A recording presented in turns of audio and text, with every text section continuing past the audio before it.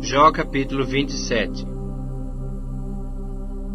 Prosseguindo Jó em seu discurso, disse: Tão certo como vive o Senhor, que me tirou o direito, e o Todo-Poderoso, que amargurou a minha alma, enquanto em mim estiver a minha vida, e o sopro de Deus nos meus narizes, nunca os meus lábios falarão injustiça, nem a minha língua pronunciará engano. Longe de mim que eu vos dê razão, até que eu expire.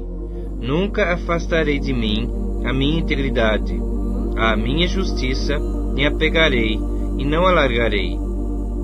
Não me reprova a minha consciência por qualquer dia da minha vida.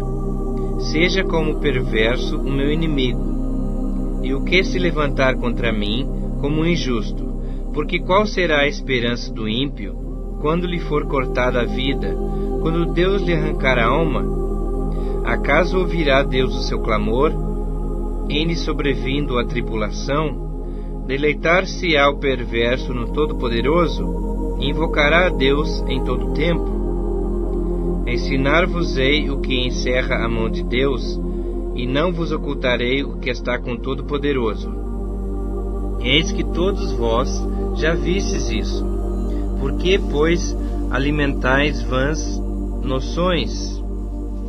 Eis qual será da parte de Deus a porção do perverso, e a herança que os opressores receberão do Todo-Poderoso. Se os seus filhos se multiplicarem, será para a espada, e a sua prole não se fartará de pão. Os que ficarem dela, a peste os enterrará, e as suas viúvas não chorarão. Se o perverso amontoar prata como pó, e acumular vestes como barro, ele os acumulará, mas o justo é que os vestirá, e o inocente repartirá a prata. Ele edifica sua casa como a da traça, e como a choça que o vigia constrói. Rico se deita com a sua riqueza, abre os seus olhos e já não a vê. Pavores se apoderam dele como inundação. De noite a tempestade o arrebata. O vento oriental o leva, e ele se vai. Varre-o com ímpeto do seu lugar. Deus lança isso sobre ele, e não o poupa. A ele que procura fugir precipitadamente da sua mão. À sua queda lhe batem palmas. À saída o apupam com assobios.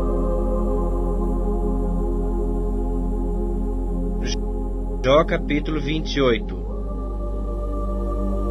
Na verdade, a prata tem suas minas, e o ouro que se refina o seu lugar. O ferro tira-se da terra, e da pedra se funde o cobre. Os homens põem termo à escuridão, e até os últimos confins procuram as pedras, ocultas nas trevas e na densa escuridade. Abrem entrada para minas, longe da habitação dos homens, esquecidos dos transeuntes, e assim, longe deles, dependurados, oscilam de um lado para outro. Da terra procede o pão, mas embaixo é revolvida como por fogo. Nas suas pedras se encontra safira, e há pó que contém ouro. Essa vereda a ave de rapina a ignora, e jamais a viram os olhos do falcão. Nunca a pisaram feras majestosas, nem o leãozinho passou por ela. Estende o homem a sua mão contra o rochedo, e revolve os montes desde as suas raízes. Abre canais nas pedras, e os seus olhos veem tudo o que há de mais precioso. Tapa os veios de água, e nenhuma gota sai deles, e traz à luz o que estava escondido. Mas onde se achará sabedoria? E onde está o lugar do entendimento? O homem não conhece o valor dela, nem se acha ela na terra dos viventes. O abismo diz: ela não está em mim. E o mar diz: não está comigo. Não se dá por ela ouro fino, nem se pesa prata em câmbio dela. O seu valor não se pode avaliar pelo ouro de Ofir, nem pelo precioso ônix, nem pela safira. O ouro não se iguala a ela, nem o cristal. Ela não se trocará por jóia de ouro fino. Ela faz esquecer o coral e o cristal. A aquisição da sabedoria é melhor que a das pérolas. Não se lhe igualará um topázio da Etiópia, nem se pode avaliar por ouro puro. De onde, pois, vem a sabedoria? E onde está o lugar do entendimento? Está encoberta aos olhos de todo vivente, e oculta às aves do céu. O abismo e a morte dizem: ouvimos com os nossos ouvidos a sua fama. Deus lhe entende o caminho, e ele é quem sabe o seu lugar. Porque ele perscruta até as extremidades da terra. Vê tudo o que há debaixo dos céus. Quando regulou o peso do vento e fixou a medida das águas, quando determinou leis para a chuva e caminho para o relâmpago dos trovões. Então viu ele a sabedoria e a manifestou, estabeleceu-a e também a esquadrinhou. E disse ao homem: eis que o temor do Senhor é a sabedoria, e o apartar-se do mal é o entendimento. Jó capítulo 29. Prosseguiu Jó no seu discurso e disse: ah, quem me dera ser como fui nos meses passados, como nos dias em que Deus me guardava, quando fazia resplandecer a sua lâmpada sobre a minha cabeça, quando eu, guiado por sua luz, caminhava pelas trevas. Como fui nos dias do meu vigor, quando a amizade de Deus estava sobre minha tenda, quando o Todo-Poderoso ainda estava comigo, e os meus filhos em redor de mim, quando eu lavava os meus pés em leite, e da rocha me corriam ribeiros de azeite, quando eu saía para a porta da cidade, e na praça me era dado sentar-me, os moços me viam e se retiravam, os idosos se levantavam e se punham em pé, os príncipes reprimiam as suas palavras, e punham a mão sobre a boca. A voz dos nobres emudecia, e a sua língua se apegava ao paladar. Ouvindo-me algum ouvido, esse me chamava feliz. Vendo-me algum olho, dava testemunho de mim, porque eu livrava os pobres que clamavam, e também o órfão que não tinha quem o socorresse. A bênção do que estava a perecer vinha sobre mim, e eu fazia rejubilar-se o coração da viúva. Eu me cobria de justiça, e esta me servia de veste. Como manto e turbante era a minha equidade. Eu me fazia de olhos para o cego, e de pés para o coxo. Dos necessitados era pai, e até as causas dos desconhecidos eu examinava. Eu quebrava os queixos do iníquo, e dos seus dentes lhe fazia eu cair a vítima. Eu dizia: no meu ninho expirarei, multiplicarei os meus dias como a areia. A minha raiz se estenderá até as águas, e o orvalho ficará durante a noite sobre os meus ramos. A minha honra se renovará em mim, e o meu arco se reforçará na minha mão. Os que me ouviam esperavam o meu conselho, e guardavam silêncio para ouvi-lo. Havendo eu falado, não replicavam. As minhas palavras caíam sobre eles como orvalho. Esperavam-me como a chuva. Abriam a boca, como a chuva de primavera. Sorria-me para eles quando não tinham confiança. E a luz do meu rosto não desprezavam. Eu lhes escolhia o caminho. Assentava-me como chefe, e habitava como rei entre as suas tropas, como quem consola os que pranteiam.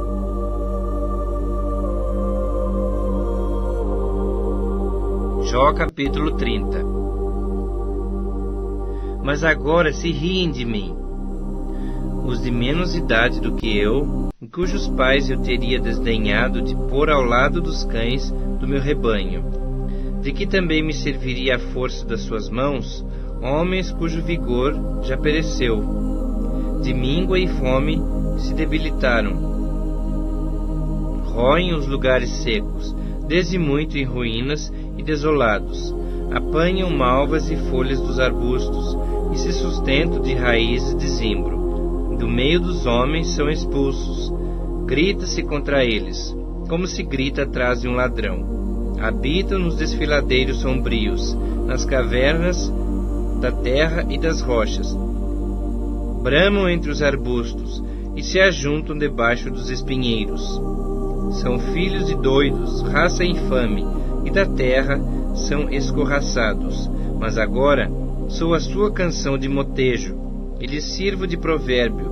Abominam-me, fogem para longe de mim, e não se abstêm de me cuspir no rosto, porque Deus afrouxou a corda do meu arco e me oprimiu, pelo que sacudiram de si o freio perante o meu rosto. À direita se levanta uma súcia e me empurra, e contra mim prepara o seu caminho de destruição. Arruinam a minha vereda, promovem a minha calamidade, gente para quem já não há socorro.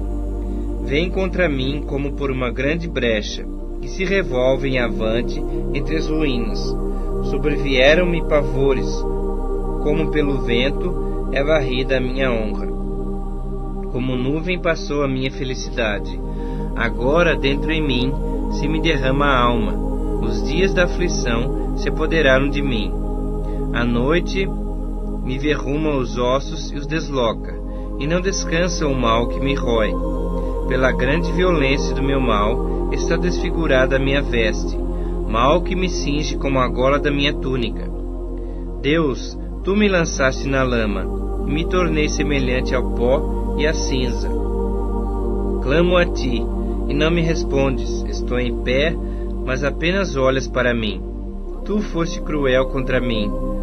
Com a força da tua mão, tu me combates.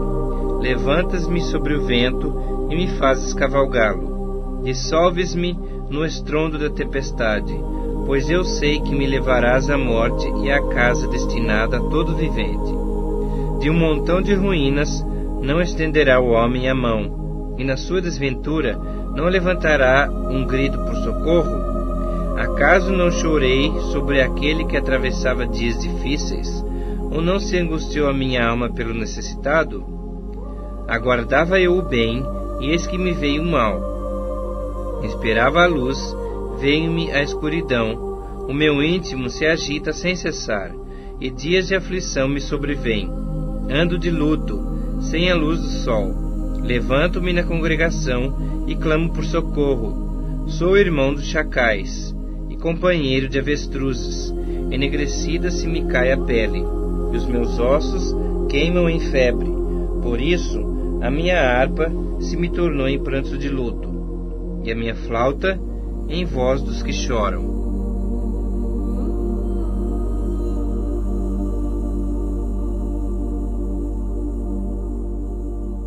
Jó capítulo 31. Fiz aliança com meus olhos. Como, pois, os fixaria eu numa donzela? Que porção, pois, teria eu do Deus lá de cima? E que herança do Todo-Poderoso desde as alturas? Acaso não é perdição para o iníquo e o infortúnio para os que praticam a maldade? Ou não vê Deus os meus caminhos e não conta todos os meus passos?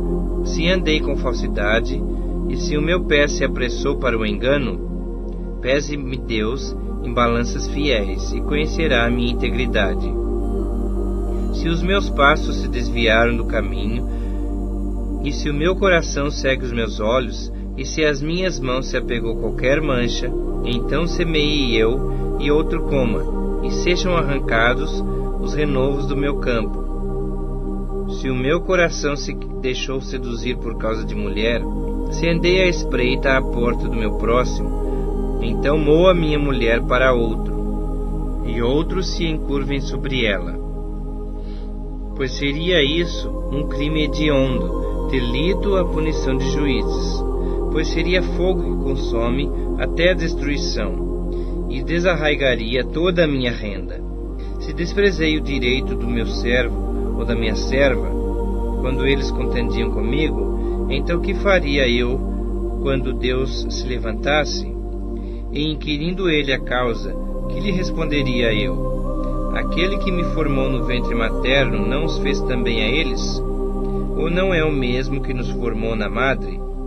Se retive o que os pobres desejavam, ou fiz desfalecer os olhos da viúva, ou se sozinho comi o meu bocado, e o órfão dele não participou, porque desde a minha mocidade cresceu comigo, como se eu lhe fora o pai, e desde o ventre da minha mãe fui o guia da viúva.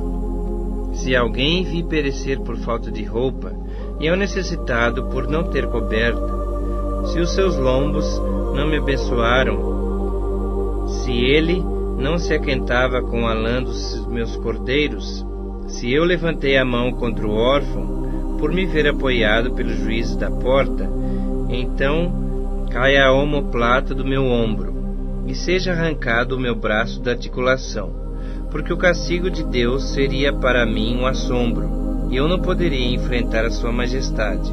Se no ouro pus a minha esperança, ou disse ao ouro fino, em ti confio, se me alegrei por serem grandes os meus bens, e por ter a minha mão alcançado muito, se olhei para o sol quando resplandecia, ou para a lua que caminhava esplendente, e o meu coração se deixou enganar em oculto, e beijos lhe atirei com a mão, também isso seria delito, a punição de juízes. Pois assim negaria eu ao Deus lá de cima. Se me alegrei da desgraça do que tem ódio, se eu exultei quando o mal o atingiu, também não deixei pecar a minha boca, pedindo com imprecações a sua morte. Se a gente da minha tenda não disse, quem haverá aí que não se saciou de carne provida por ele? O estrangeiro não pernoitava na rua, as minhas portas abria ao viandante.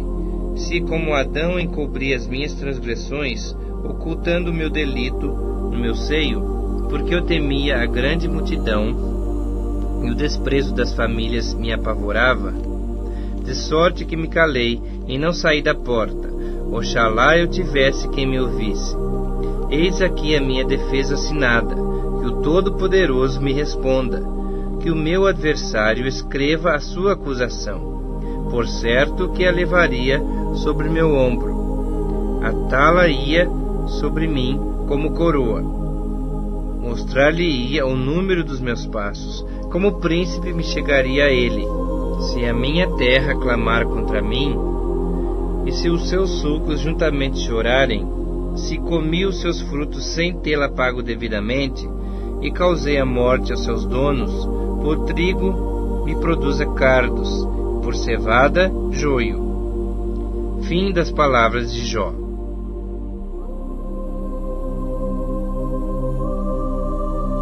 Jó capítulo 32. Cessaram aqueles 3 homens de responder a Jó, no tocante ao se ter ele por justo aos seus próprios olhos. Então se acendeu a ira de Eliú, filho de Baraquel, o Buzita, da família de Rão. Acendeu-se sua ira contra Jó, porque esse pretendia ser mais justo do que Deus. Também a sua ira se acendeu contra os 3 amigos, porque mesmo não achando eles o que responder, condenavam a Jó.